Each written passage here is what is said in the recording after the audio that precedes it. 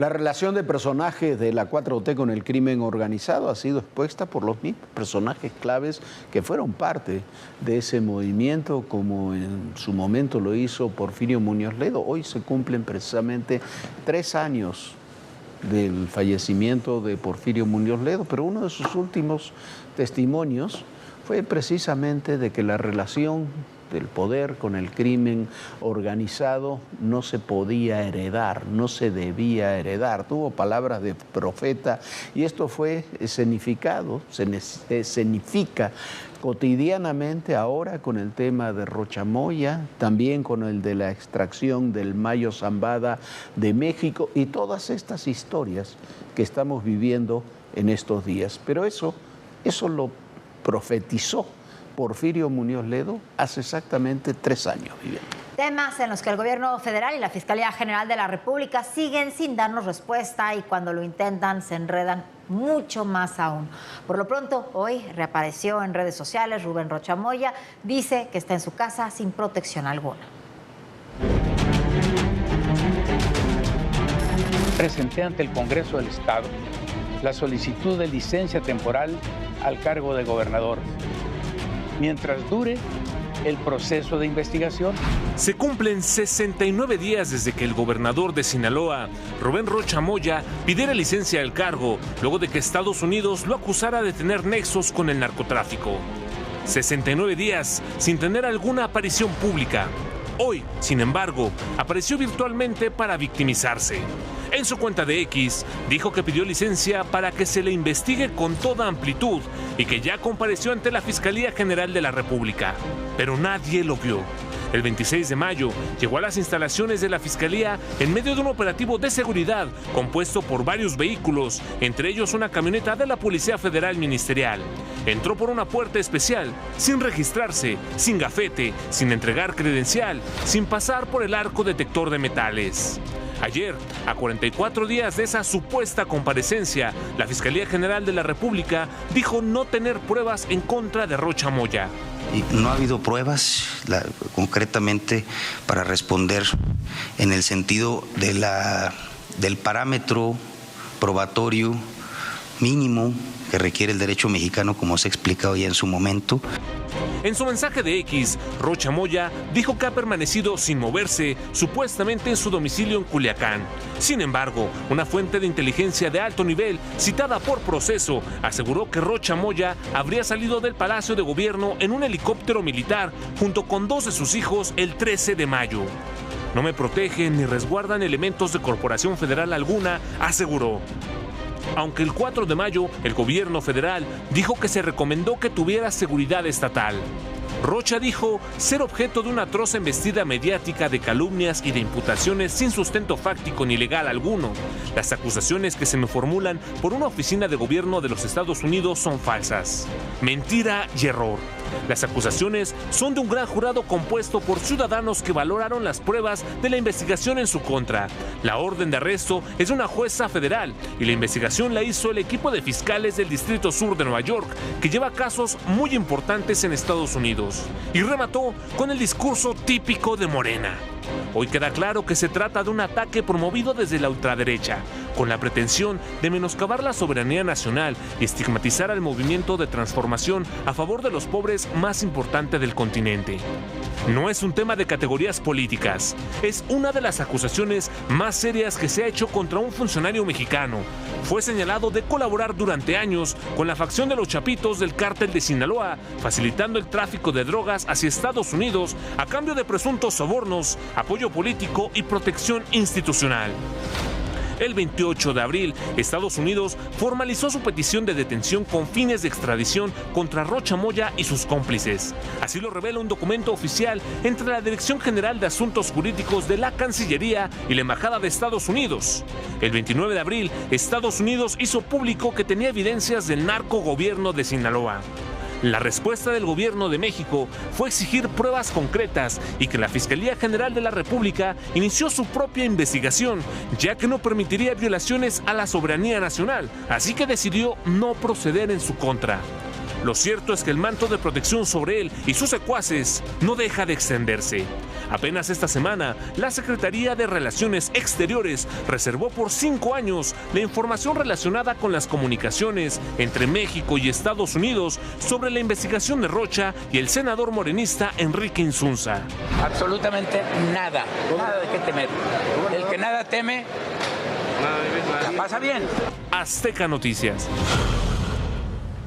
Y bueno, como dice este reportaje, esto es una suma de mentiras, este comunicado que 69 días después hace Rocha sin dar la cara, porque es lo mismo que Insunza, escriben ahí en X, pero no dan la cara, pero además es una suma de mentiras. La única aparición pública que ha tenido Rocha fue cuando fue a declarar, se supone, ante la Fiscalía, la oficina de la Fiscalía General de la República en Culiacán. Ni siquiera tuvo que trasladarse a la Ciudad de México y iba escoltado por 5 vehículos estatales y federales.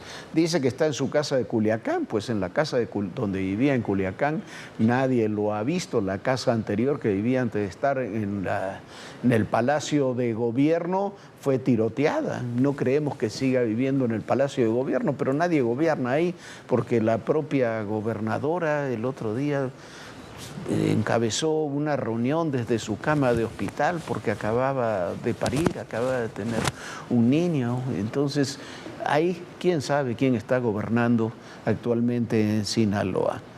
La información que hay es que estaría en su rancho, no en su casa, en su rancho que está en Guamúchil. Ahí es donde está. Esa es la información que existe. Otros dicen, hoy publica Raimundo Riva Palacio, que estaría en un cuartel militar en Mazatlán. Lo cierto, eso de que está en su casa y nadie lo custodia, no es cierto. Sencillamente no es verdad. Y la entrega de un hombre clave para aclarar cómo llegó a Estados Unidos Ismael El Mayo Zambada genera más dudas sobre la investigación que realiza la Fiscalía General de la República, que lo tuvo 6 meses al piloto bajo custodia. Y así como si nada, este hombre, pieza clave en la trama, simplemente fue entregado a los Estados Unidos. ¿Qué dijo cuando estuvo aquí en México? Desde julio de 2024 al FGR le urgen detalles de la operación para detener a Ismael El Mayo Zambada. Mauro Alberto Núñez El Jando es pieza clave, es el piloto de la aeronave en la que viajó a Estados Unidos El Mayo Zambada con Joaquín Guzmán López. Presuntamente sería un piloto de los Chapitos que por alguna extraña razón lo regresaron a México, lo deportaron a su solicitud, que México después arrestó por otros delitos. La FGR, urgida de información, lo tuvo desde el 8 de febrero de 2025 cuando lo arrestaron por atacar a fuerzas del orden y 6 meses después lo mandó a volar a Estados Unidos. Lo expulsaron de México otra vez hacia los Estados Unidos, donde se declaró culpable y hoy está cumpliendo una sentencia reducida. Una pifia que ya se lee como imperdonable. Yo creo que ahí el Ministerio Público debió haber indagado sobre esta situación. No lo hicieron. ¿Hubo omisiones? Yo no quisiera calificarlas en este momento porque quiero tener toda la información completa. Pero si la propia autoridad misma lo reconoce. Pareciera que sí. El coordinador de los senadores del PRI cuestionó la opacidad de la FGR. ¿Y por qué no lo mantuvieron en México? ¿Por qué no lo hicieron público? ¿Y por qué no sabemos, pues, ni siquiera el nombre del piloto? De veras, esto es un desastre. Otros mejor pidieron que la dependencia enderece el camino e interrogue a Rubén Rocha, quien según El Mayo Zambada se reuniría con él y con su enemigo político Héctor Melesio Cuen, que acabó muerto ese 25 de julio de 2024, cuando se implementó la operación para detener al jefe del cártel de Sinaloa. Rocha Moya es un delincuente, porque incluso, aparte de narco, pues él pactó esa reunión a la que ya no llegó, pero él estaba enterado. Nos debe una explicación. No hemos visto las investigaciones. Ahora resulta que cuando sienten que pueden cacharlos en sus mentiras y en sus complicidades, pues quieren archivar la información. Y activistas piden que las autoridades emanadas de Morena dejen de encubrir a los involucrados en este caso. Hay una consideración del gobierno de los Estados Unidos, de las autoridades de los Estados Unidos, de que son narcopolíticos, protegiendo a otros narcopolíticos. Hay esta percepción de protección del Estado sobre las cadenas que fortalecen la economía del narco. Irving Pineda, Azteca Noticias. Lo cierto es que lo que saben es que no saben nada. Ni siquiera está documentado que realmente este piloto sea el piloto. Eso lo dicen, pero no muestran prueba alguna de que realmente sea el piloto. Y si realmente es el piloto, es una vergüenza que en lugar de interrogarlo y tenerlo aquí, lo hayan reenviado a Estados Unidos. ¿Dónde está de verdad Rocha? Como lo decíamos hace unos minutos, él dice que está en su casa, sin custodia federal, pero entonces, ¿dónde está? Está en su rancho de Guamúchil. La presidenta municipal, que es una íntima colaboradora suya, por eso corta las líneas de internet y de comunicación. Es una pregunta. ¿Qué pasa con la investigación de Rocha, con el asesinato de Héctor Melesio Cue? Hay que recordar que Héctor Melesio Cue y Rocha eran enemigos políticos de los últimos meses, pero fueron íntimos amigos. Melesio fue uno de los coordinadores de campaña de Rocha. Son amigos de toda la vida de la universidad, fueron amigos de la Universidad de Sinaloa. ¿Por qué se dividieron Melesio Cue y Rocha? Cuando se dividió el Mayo y los Chapitos. Melesio era amigo de, como lo dice lo reconoce el propio Mayo, de toda su vida, del Mayo Zambada. Rocha, todos los elementos muestran que, como se dice, se fue con el lado de los Chapitos. Por eso fue la ruptura y por eso los iban a juntar y por eso iba a ir Joaquín Guzmán, que iba a ir, se supone, Iván Archibaldo, fue Joaquín Guzmán, y por eso iba el Mayo Zambada a esa famosa reunión. No nos equivoquemos. Esa es la verdad y esas son algunas de las preguntas que no nos responde en todos estos días que tanto han hablado del Mayo, ni Palacio Nacional, ni la Fiscalía General de la República, Viviana. Bueno, y mientras tanto, luego de otro violentísimo enfrentamiento en Sinaloa, fue abatido el Texas, es el jefe de la Plaza de los Chapitos, allá en Culiacán. Es Cristian Guadalupe N., alias Texas, jefe de Plaza de los Chapitos en Culiacán. De acuerdo con las autoridades, era el principal generador de violencia relacionado con homicidios, secuestros, extorsiones y robo de vehículos. Este jueves fue abatido durante un operativo en el que militares repelieron una agresión. El secretario de Seguridad y Protección Ciudadana, Omar García Harfuch, publicó en su cuenta de la red social X que en Culiacán, Sinaloa, elementos de la defensa en coordinación con la Secretaría de Seguridad Pública Estatal desarticularon una célula delictiva de los Chapitos, generadora de violencia en la entidad, que tras repeler la agresión fueron detenidas 4 personas y se aseguraron armas largas, granadas, cartuchos, droga, equipo táctico, equipo de radiocomunicación y vehículos. El Texas fue figura clave dentro de los Chapitos. Se sabe que estaba a cargo de varios laboratorios de metanfetaminas en los Tepehuajes, Badiraguato, y que lidera un grupo de sicarios que durante años ha brindado seguridad a la familia Guzmán, incluyendo a Iván Archibaldo y Alfredo Guzmán Salazar, a los buenos, e incluso formaba parte del anillo de seguridad de la casa donde vivía doña Consuelo Loera antes de su fallecimiento, así como de las hermanas del Chapo. Fuentes de seguridad indican que el Texas, o 01, es considerado uno de los mandos armados que asumió el control de células criminales en la capital sinaloense, tras la muerte de Jorge Humberto Figueroa Benítez, alias La Perris, o el 27. Sinué Telles López, secretario de Seguridad Pública en Sinaloa, señaló que con el abatimiento de El Texas y con la captura de otros criminales, esperan que disminuya la violencia. Se han realizado algunas acciones por parte del grupo interinstitucional, tanto en Escuinapa, ¿sí?, con la detención de el Güero Pink, en Mazatlán, con la detención de el Gavito, ahora con el abatimiento de este personaje, el Texas. Sí, consideramos que deben de reducir los homicidios y los delitos de alto impacto. La estrategia de seguridad continúa, sí, el reforzamiento de fuerzas federales, fuerzas estatales, la coordinación con los municipios. 16,000 efectivos, estamos todos trabajando de manera coordinada. Estos hechos violentos se suman al del fin de semana, donde elementos federales repelieron un ataque de civiles armados en el municipio de Rosario, al sur de Sinaloa, lo que dejó 10 agresores abatidos, 3 detenidos, así como el decomiso de armas largas, cargadores y equipo táctico asegurado.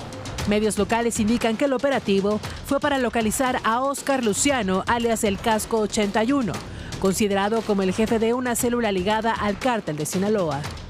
Los operativos fueron desplegados por elementos navales, en los que participaron helicópteros y unidades artilladas, en la zona de Cajón de Ojo de Agua y Chametlán, en el municipio del Rosario.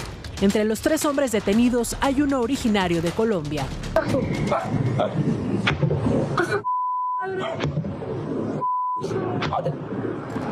El Gabinete de Seguridad informó que los elementos realizaban labores de sondeo y monitoreo en ríos y presas, cuando fueron atacados con artefactos explosivos improvisados.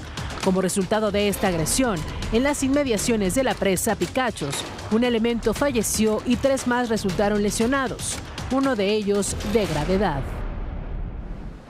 Bueno, ahí parece que hay cada vez más balazos y menos abrazos. Mientras tanto, Estados Unidos dio a conocer la nueva estructura del cártel Jalisco Nueva Generación, con el 03 como su nuevo líder. El 03 y el Sapo, uno tiene el mando general y el otro operacional, como aquí le habíamos adelantado, son quienes encabezan al cártel Jalisco Nueva Generación. La oportuna captura del tercero en discordia, del jardinero, fue lo que arregló finalmente la sucesión.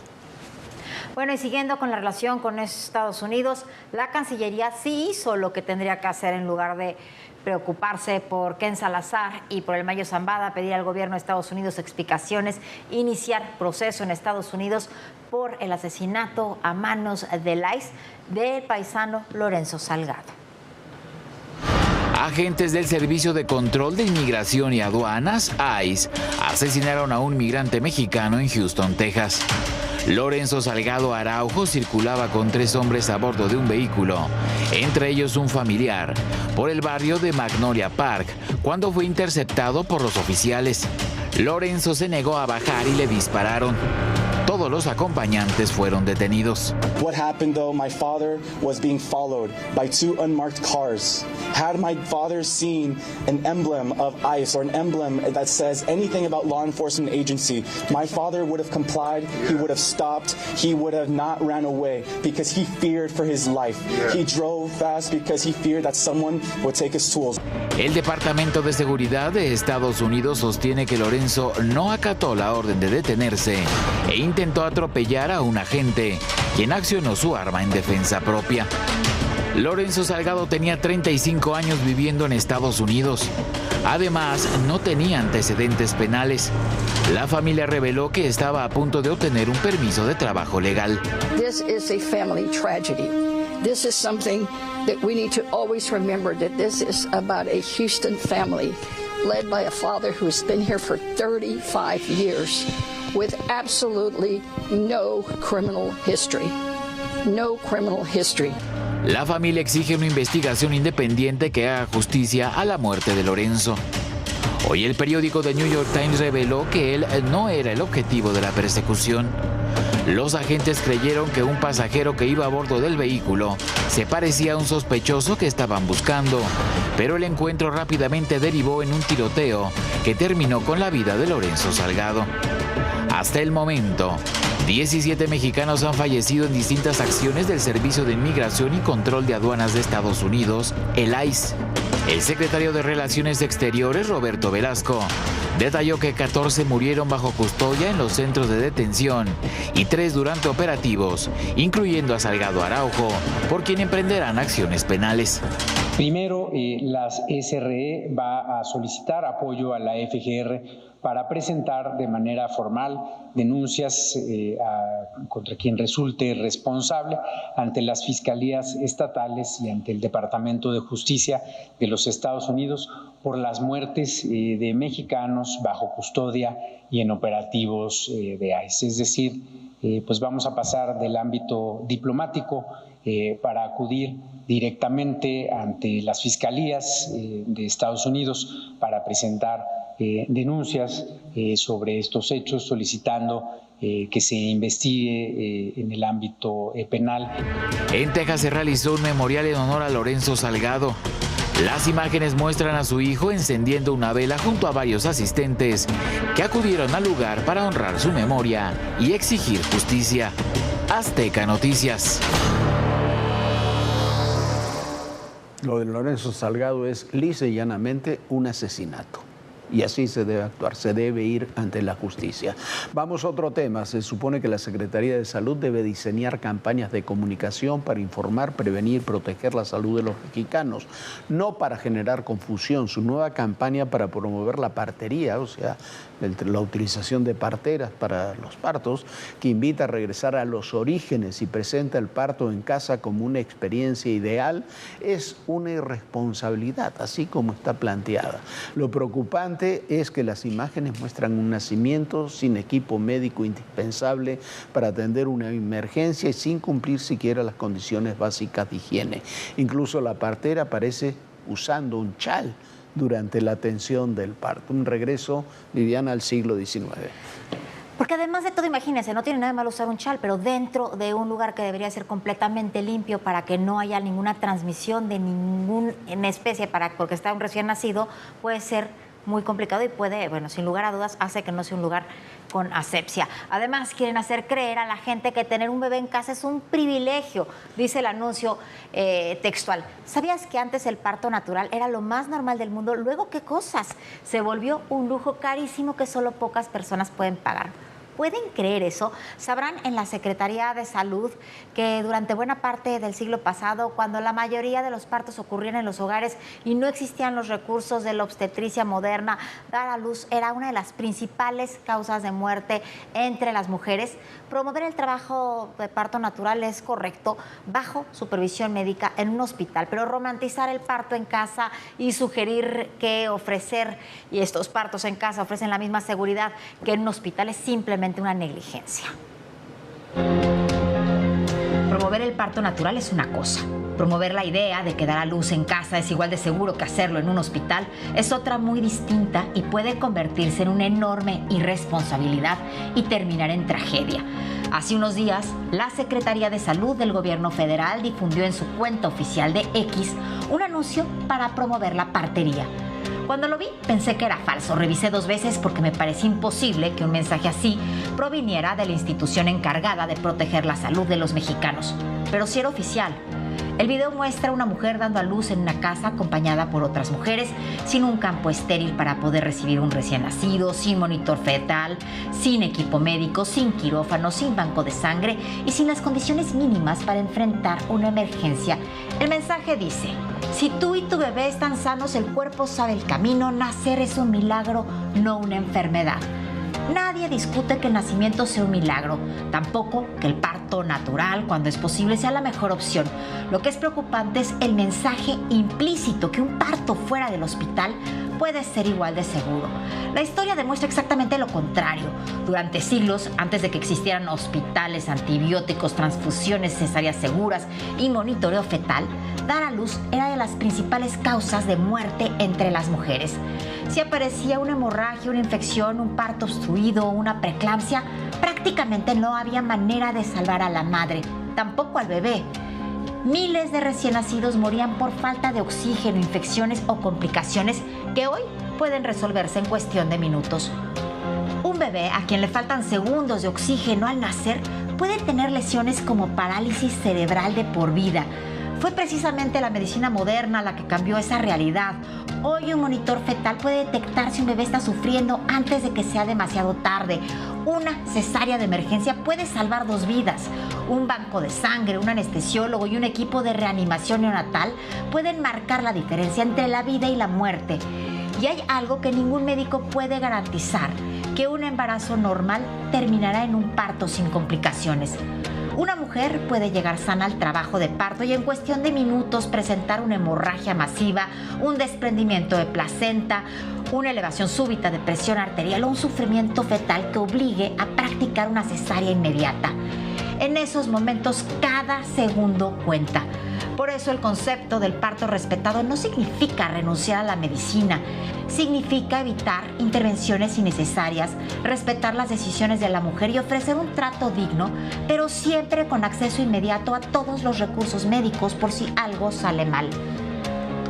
Lo que resulta preocupante es que sea la propia Secretaría de Salud la que transmite un mensaje que puede interpretarse como una invitación a regresar a un modelo de atención que la ciencia ha demostrado que era mucho más riesgoso.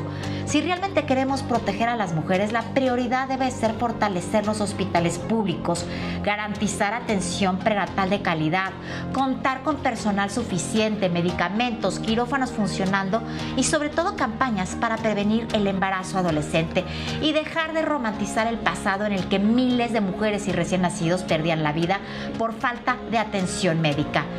Del Estado esperamos que acerque a la población a los avances de la ciencia, no que siembre dudas. La salud pública debe construirse con evidencia científica, no con ideologías ni nostalgia, porque cuando un parto se complica, quienes pagan las consecuencias son la madre y el bebé, y muchas veces el costo es la vida. Bueno, Jorge, cuando yo vi este anuncio de verdad pensé que era fake news. No, era real. Era real. Nosotros ya nos vamos. Muchísimas gracias por habernos acompañado el día de hoy. Lo esperamos mañana aquí en punto de las 11 de la noche. Sueñe bonito, descanse, bonita noche. Muy buenas noches a todos ustedes y recuerden, en el poder y en la política todo, pero absolutamente todo es personal. Gracias.